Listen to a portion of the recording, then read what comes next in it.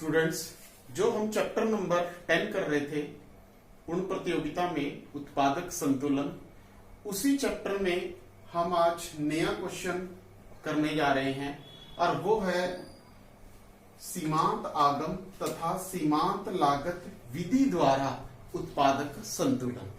तो मैंने पिछले लेक्चर में बताया था कि उत्पादक का संतुलन दो विधियों द्वारा किया जाता है। पहली कुल आगम तथा कुल लागत विधि, जो कि हम पहले पार्ट में कर चुके हैं। फिर उसके बाद जो है दूसरी विधि आती है सीमांत आगम तथा सीमांत लागत विधि। ये सबसे इंपॉर्टेंट विधि है। ये ऐसा क्वेश्चन है पेपर में श्योर है आएगा ही आएगा। इस क्वेश्चन को बहुत अच्छी तरह से तैयार करना है, सुनना है, समझना है। 6 मार्क्स का क्वेश्चन ये पेपर के अंदर आता है और क्वेश्चन जब आता है तो क्वेश्चन सीधा लिखा होता है कि सीमांत आगम तथा सीमांत लागत विधि द्वारा उत्पादक संतुलन की स्थिति की व्याख्या करें। तो इस तरह से ये क्वेश्चन जो है पेपर में आता है। तो सबसे पहले हम बात करते हैं सीमांत आगम कि सीमांत आगम क्या होती है। मैं करवा चुका हूं आगम के चैप्टर में कि किसी भी फर्म द्वारा किसी भी वस्तु की एक इकाई कम या अधिक बेचने से कुल आगम में जो अंतर आता है उसे सीमांत आगम कहते हैं। फिर आता है सीमांत लागत। यह भी बता चुका हूं मैं लागत के चैप्टर में कि किसी भी फर्म द्वारा वस्तु की एक इकाई कम या अधिक उत्पादित करने से कुल लागत में जो अंतर आता है उसे सीमांत लागत कहते हैं। तो इस विधि के द्वारा सीमांत आगम सीमांत लागत विधि के द्वारा जब उत्पादक संतुलन की व्याख्या करते हैं तो इन दोनों में पहले कंपैरिजन किया जाता है, इन दोनों की तुलना की जाती है। और जब इन दोनों की तुलना करते हैं तो 3 परिणाम हैं जो हमारे पास आते हैं। 3 परिणाम कौन से हैं? सबसे पहला जो परिणाम आता है वो क्या है? सीमांत आगम ग्रेटर देन सीमांत लागत, अर्थात marginal revenue greater than marginal cost. पहली स्थिति ये हो सकती है कि जब इन दोनों की आपस में हम तुलना करते हैं तो सीमांत आगम सीमांत लागत से अधिक है, मतलब कि प्रति इकाई जो सीमांत आगम है वो ज्यादा है, जबकि प्रति इकाई सीमांत लागत उसकी तुलना में कम है। तो यहां पर फर्म को क्या होगा? प्रॉफिट, क्योंकि उसकी जो आगम है वो ज्यादा है जबकि उसकी लागत क्या है? कम है। तो यहां पर फर्म को प्रॉफिट होगा, लाभ होगा और वो और ज्यादा लाभ प्राप्त करने के लिए उत्पादन में वृद्धि करेगा। दूसरी स्थिति क्या हो सकती है? दूसरी स्थिति हो सकती है सीमांत आगम लेस देन सीमांत लागत, अर्थात कि जो प्रति इकाई सीमांत आगम है ये कम है, किससे? प्रति इकाई सीमांत लागत से।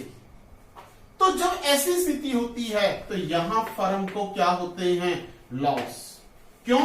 क्योंकि आगम आय कम है जबकि खर्चा लागत क्या है? ज्यादा है। तो फर्म को लॉस उठाने पड़ते हैं और उस लॉस की स्थिति में फर्म जो है वो उत्पादन नहीं करेगी। तीसरी स्थिति जो है वो क्या बनेगी? तीसरी स्थिति बनेगी सीमांत आगम इक्वल टू सीमांत लागत, अर्थात प्रति इकाई सीमांत आगम प्रति इकाई सीमांत लागत के बराबर होती है। जब ये स्थिति होती है तो यहां फर्म क्या है? संतुलन की स्थिति में होगी। ये फर्म के संतुलन की स्थिति है, अर्थात यहां फर्म जो है वो अधिकतम लाभ भी प्राप्त कर सकती है, अर्थात फर्म को जो है वो मैक्सिमम प्रॉफिट भी हो सकते हैं, और या फिर फर्म को क्या है यहां पर मिनिमम लॉस भी हो सकते हैं। अधिकतम लाभ की स्थिति भी उसको देखने को मिल सकती है और न्यूनतम हानि की स्थिति भी इसी अवस्था में। कब? जब सीमांत आगम सीमांत लागत के बराबर होती है। तो इसीलिए इस स्थिति को हम संतुलन की स्थिति कहते हैं। तो इस विधि द्वारा कोई भी फर्म है वो तभी संतुलन की अवस्था में होती है जब फर्म दो शर्तों को पूरा करे। दो शर्तें सुन लो जो मैं बता रहा हूं, ये पेपर में अलग से भी 2 नंबर में या 4 नंबर में क्वेश्चन पूछा जा सकता है कि फर्म के संतुलन की शर्तें बताइए। तो 2 शर्तें होती हैं जिनको जब फर्म पूरा करती है तो वो संतुलन की स्थिति में आ जाती है। तो 2 शर्तें कौन सी है वो? तो जो 2 शर्तें हैं संतुलन की, वो 2 शर्तें हैं। सबसे पहली जो शर्त आती है वो है MC बराबर MR, अर्थात सीमांत लागत सीमांत आगम के बराबर होनी चाहिए। जो अभी मैंने तीसरी स्थिति में बताया था कि जब फर्म की सीमांत लागत सीमांत आगम के बराबर होती है तो वहां पर फर्म संतुलन की स्थिति में होती है। दूसरी शर्त मतलब जहां पर पहली शर्त पूरी होगी साथ में दूसरी शर्त पूरी होना अनिवार्य है।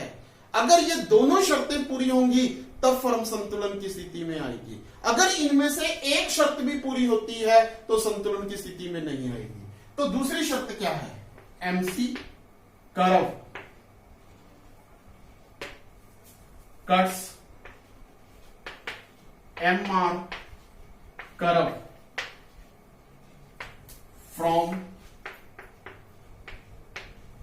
बिलो, ये शब्द है। मतलब जो सीमांत लागत वक्र है वो सीमांत आगम वक्र को, सीमांत लागत वक्र सीमांत आगम वक्र को नीचे से काटे, नीचे से काटनी चाहिए। तो जब वो सीमांत लागत सीमांत आगम वक्र को नीचे से काटेगी तभी जो है शर्त पूरी होगी। और जब ये 2 शर्तें पूरी होती हैं तो फर्म क्या आ जाएगी? संतुलन की स्थिति में आएगी। तो इसलिए इन 2 शर्तों का पूरा होना जरूरी है। ध्यान से देख लो 2 शर्तें कौन सी हैं?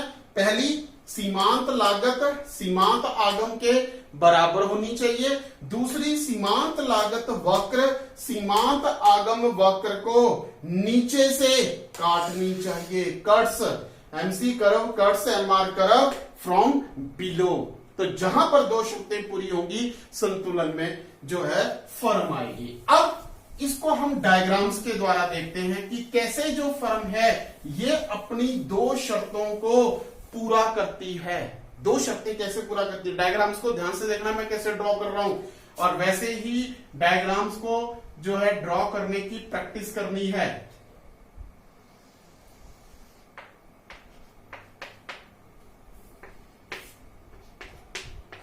वाई एक्सिस पे हम क्या लेंगे? आगम लागत, और एक्स एक्सिस पे हम क्या लेंगे? उत्पादन। तो यहां पर जो हमें कर्व चाहिए शर्तों वाले कर्व चाहिए। अब शर्तों में क्या था? एक तो MC कर्व, ठीक है, और दूसरा क्या था? MR curve. तो ये 2 कर्व जो हैं वो हमें चाहिए। जब ये 2 कर्व बनाएंगे तब जाके जो है हमारे फर्म के संतुलन की स्थिति बनेगी। अब सबसे पहले जो है हम MR कर्व बनाते हैं।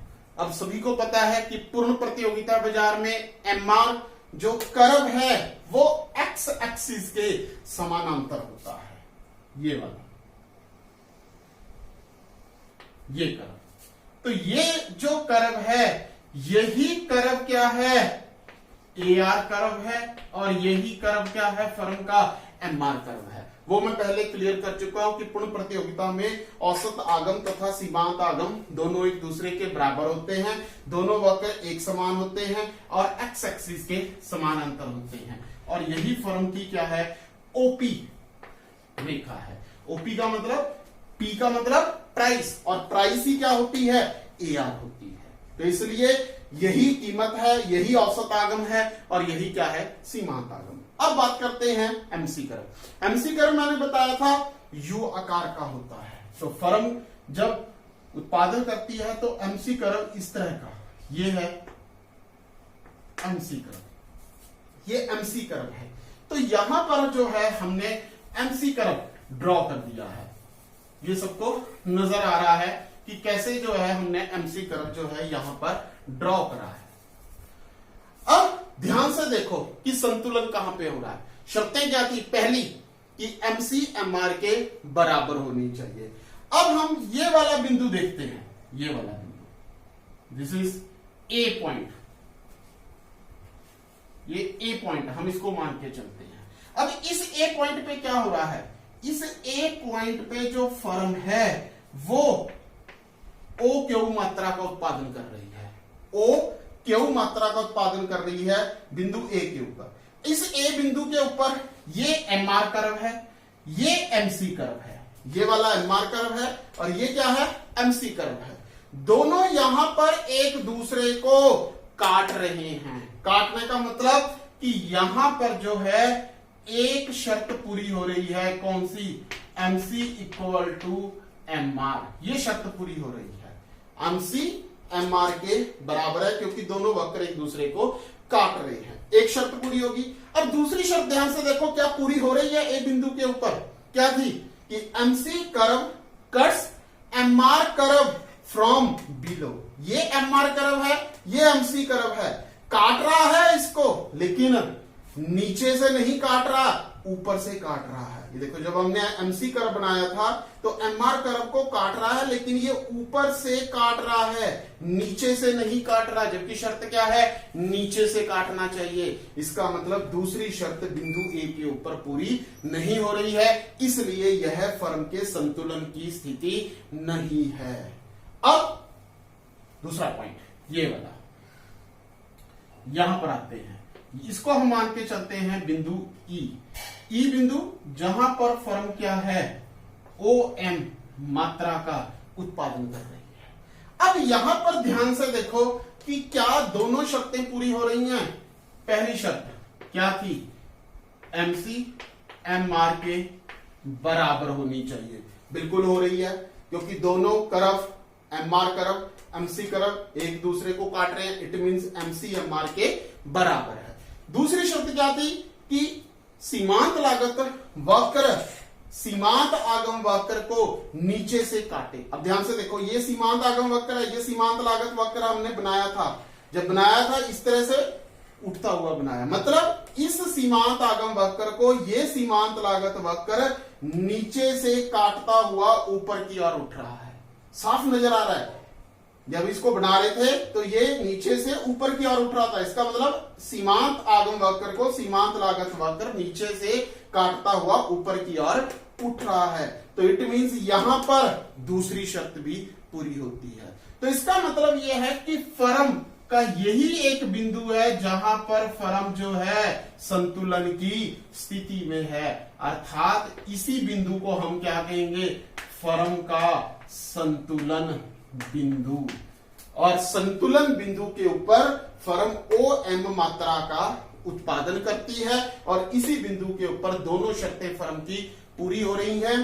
पहली शर्त सीमांत जो है लागत सीमांत आगम के बराबर होनी चाहिए, और जो है दूसरी शर्त सीमांत लागत वक्र सीमांत आगम वक्र को नीचे से काटनी चाहिए। तो जब ये दो शर्तें पूरी होंगी तभी फर्म जो है वो संतुलन की स्थिति में होती है। तो यहां पर ये हमारा जो क्वेश्चन है वो कंप्लीट हो जाता है। कौन सा? सीमांत आगम तथा सीमांत लागत विधि के द्वारा कैसे फर्म को जो है संतुलन की स्थिति में देखा जाता है। तो ये क्वेश्चन जो है अच्छी तरह से तैयार करना है। 4 मार्क्स में भी आ सकता है तो भी हमने यही मैटर लिखना है, 6 मार्क्स में भी आता है तो भी हमने यही मैटर लिखना है। 2 मार्क्स में आएगा तो शर्तें पूछेगा कि फर्म के संतुलन की शर्तें कौन सी हैं, तो 2 ही शर्तें हैं कि सीमांत आगम सीमांत लागत के बराबर होनी चाहिए, और दूसरी शर्त क्या है कि जो सीमांत लागत वक्र है वो सीमांत आगम वक्र को नीचे से काटनी चाहिए। तो इस तरह से ये क्वेश्चन कंप्लीट होता है। अब इसी में ही एक और जो है क्वेश्चन है वो क्या है, बड़ा इंपॉर्टेंट क्वेश्चन है, वो है कि अल्पकालीन संतुलन की स्थिति में फर्म की लाभ की क्या क्या संभावनाएं होंगी। अब हमने संतुलन तो देख लिया कि फर्म कैसे संतुलन की स्थिति में आती है, सीमांत आगम सीमांत लागत विधि के द्वारा, लेकिन अब हमने देखना कि संतुलन के बाद फर्म को अल्पकाल की स्थिति में, शॉर्ट रन के पीरियड में कौन कौन सी लाभ की संभावनाएं हैं जो हो सकती हैं। तो लाभ की जो संभावनाएं हैं, सबसे पहली संभावना क्या हो सकती है, सुपर नॉर्मल प्रॉफिट, कि फर्म जो है वो सुपर नॉर्मल प्रॉफिट कमा सकती है, अर्थात अति सामान्य लाभ या असामान्य लाभ। दूसरा फर्म जो कमा सकती है वो क्या है, नॉर्मल प्रॉफिट, अर्थात सामान्य लाभ, कि फर्म जो है वो सामान्य लाभ भी कमा सकती है। और तीसरा जो संभावना है वो क्या है, वो है मिनिमम लॉस, अर्थात न्यूनतम हानि। तो अल्पकाल समय में ये तीन संभावनाएं हैं जो किसी भी फर्म को जो है मिलने की हो सकती है। पहली सुपर नॉर्मल प्रॉफिट, अति सामान्य लाभ, दूसरी नॉर्मल प्रॉफिट, सामान्य लाभ, और तीसरी क्या है, न्यूनतम हानि जो है मिनिमम लॉस। अब हम इन तीनों को एक एक करके देखेंगे। This is most important question for board exam. ये क्वेश्चन तीनों बहुत इंपॉर्टेंट हैं। ये तीनों में से कोई एक क्वेश्चन भी पूछा जा सकता है, इन तीनों में से कोई दो क्वेश्चन भी पेपर के अंदर इकट्ठे पूछे जा सकते हैं, और इसी नाम से होंगे जो मैंने बताए हैं। अब मैं इनको जो है बता रहा हूं एक एक करके। तो सबसे पहले मैं बता रहा हूं सुपर नॉर्मल प्रॉफिट, कि फर्म को जो सुपर नॉर्मल प्रॉफिट है वो कैसे होते हैं।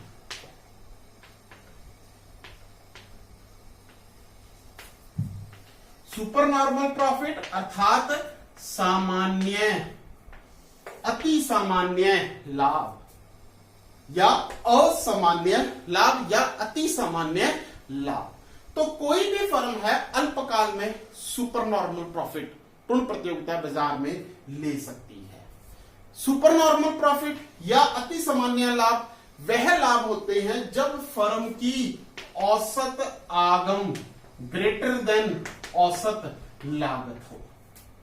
प्रति इकाई वस्तु की आगम प्रति इकाई वस्तु की लागत से ज्यादा हो तो फर्म को सुपर नॉर्मल प्रॉफिट होते हैं। ध्यान रखो मैं क्या बोल रहा हूं, सुपर नॉर्मल प्रॉफिट प्रति इकाई वस्तु की आगम प्रति इकाई वस्तु की लागत से ज्यादा है तो सुपर नॉर्मल प्रॉफिट होते हैं। अब हमें मीनिंग पता चल गया। अब संतुलन में रहकर कैसे सुपर नॉर्मल प्रॉफिट कमाती है, पहले वही दो शर्तें वही दो आएंगी। कौन सी शर्तें जो मैंने बताई थी, पहली शर्त MC इक्वल टू MR होनी चाहिए और दूसरी MC cuts MR from below.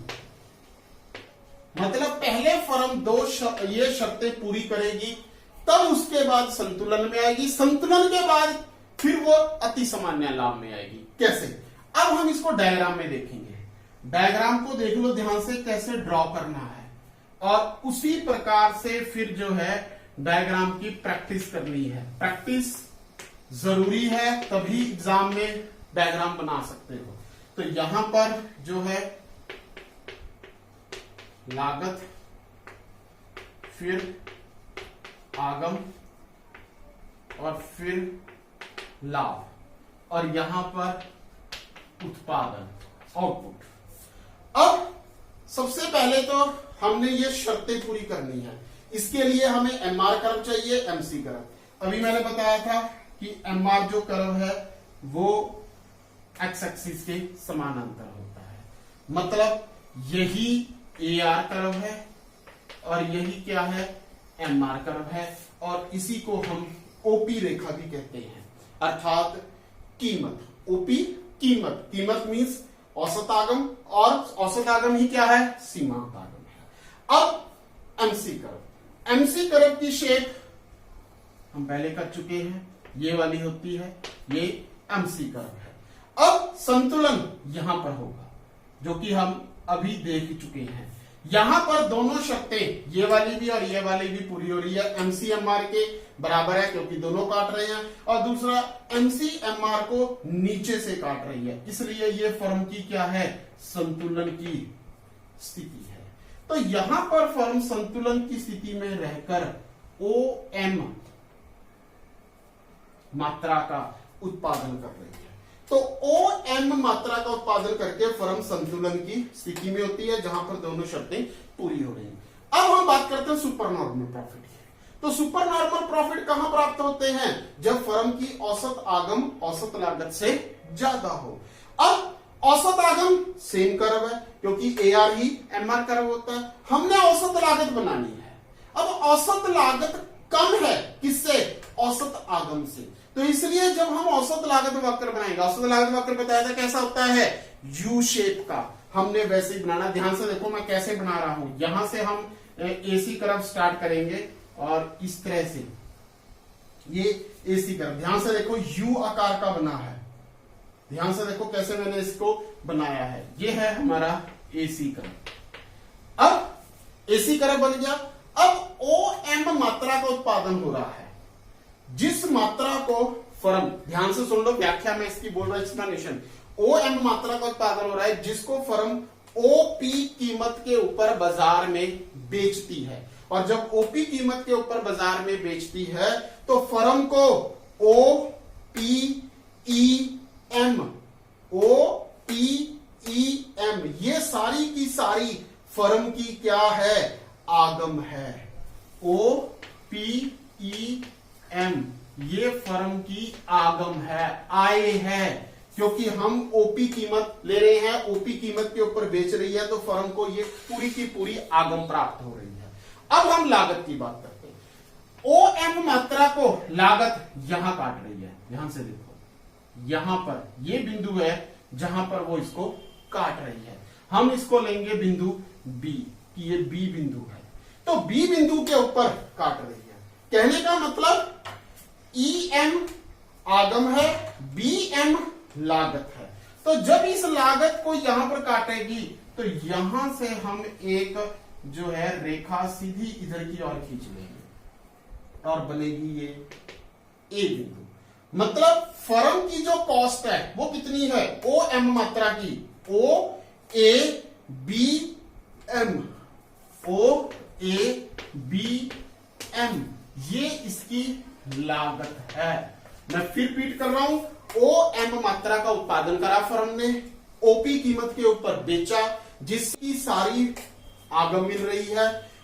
इस OM मात्रा की लागत कितनी है, OABM ये सारी फर्म की क्या है, लागत है। इस सारे में से ये माइनस कर देना है, मतलब OPEM माइनस OABM, इस सारे में से ये माइनस करा तो क्या आया हमारे पास, ये जो मैं शो कर रहा हूं, ये जो एरिया है, एरिया क्या है, एरिया है ABEP, ABEP ये एरिया हमारे पास आया है, ABEP ये जो एरिया है that is super normal profit, यही फर्म का क्या है, असामान्य लाभ है। इस तरह से डायग्राम को बनाकर जो है हमने इसको एक्सप्लेन करना है। यहां पर एक पॉइंट कंप्लीट होगा, super normal profit. This is most important question for board exam. इसी तरह से डायग्राम बनाना है, इसी तरह से एक्सप्लेन करना है। तो मैंने सारा क्लियर कर दिया है, इसको ध्यान से देखना, सुनना, समझना है। तो ये सबके लिए जो है बहुत जरूरी है। अब दो रह गए हैं, नॉर्मल प्रॉफिट और मिनिमम लॉस, वो हम अगले लेक्चर में जो है वो करेंगे।